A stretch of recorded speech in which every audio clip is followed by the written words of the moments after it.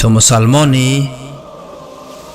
آیا می دانستی جایگاه الله و بنده اش ایمان و عملهای صالح، بیان کفر و شرک، این همه در یک نوار روزهای نزدیک در شبکه حکمت. تورات، زبور، انجیل، قرآن. هدف نازل این صحیفه ها و کتاب ها تنها دو مطلب است: جایگاه خدا و جایگاه بنده. پیروی تنها از کتاب قرآن کریم کفایه و درست است. نام مذهب مسلمانان اسلام است. اسلام این را می‌آموزد که الله یگانه است و فقط او شایسته و سزاوار بندگی است.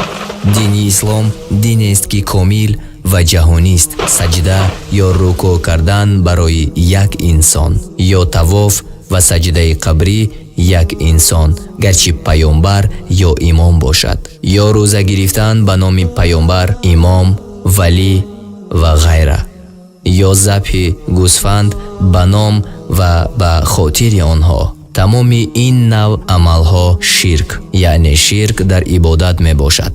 بیان بدعت ها را شنوید. می پرسند پس از کفر و شرک بزرگترین گناه چیست؟ پس از کفر و شرک گناه بزرگترین بدعت است که بدعت به شرک می برد و شرک به کفر و کفر به جهنم.